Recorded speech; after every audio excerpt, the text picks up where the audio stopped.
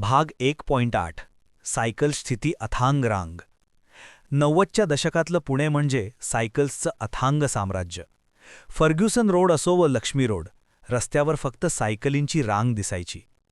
College सुटलं की gate बाहेर सायकलींच्या स्टँडपाशी जी गर्दी व्हायची ती बघण्यासारखी असायची. प्रत्येकजण आपापली सायकल शोधण्यात मग्न असायचा. मी माझी साधी सायकल बाहेर काढली तेवढ्यात समोरून अन्वया तिची निळी सायकल घेऊन येताना दिसली. तिने माझ्याकडे बघून एक गोड स्मितहास्य केलं. काय वेदांतराव, शनिवार पेठेपर्यंत रेस लावायची का, तिने विचारलं.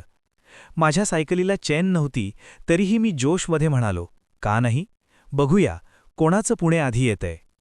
आम्ही दोघं सायकली चालवत पेठेकडे निघालो. रस्त्यावरच्या गप्पा, वाऱ्याची ती झुळूक आणि सोबतीला अन्वया, तो प्रवास स्वप्नवत वाटत होता.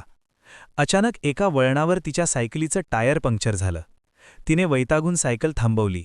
धत तुझ्या, आता यावेळी पंक्चर काढणारं दुकान कुठे मिळणार. मी सायकलवरून खाली उतरलो. काळजी नको करू, मी आहे ना. मी तिची सायकल हाताने ओढत नेऊ लागलो.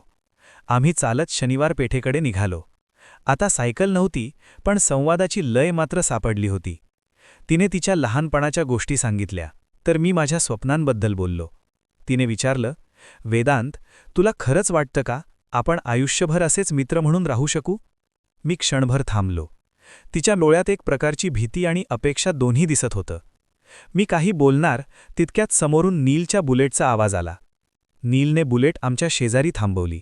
काय झालं, सायकलने दगा दिला का, त्याने विचारलं. पण त्याच्या नजरेत एक वेगळीच शंका होती. अन्वयाने हसून उत्तर दिलं, नाही रे, वेदांतने मदत केली म्हणून मी पेठेपर्यंत पोहोचले. नीलने माझ्याकडे पाहिलं आणि पुन्हा एकदा खांद्यावर हात ठेवला. वेदांत, तू खरंच खूप मदत करतोस सगळ्यांना. चल अन्वया, मी तुला घरी सोडतो. अन्वया नीलच्या मागे बुलेटवर बसली आणि निघून गेली. मी एकटाच तिच्या पंक्चर झालेल्या सायकलीला ओढत मागे उरलो.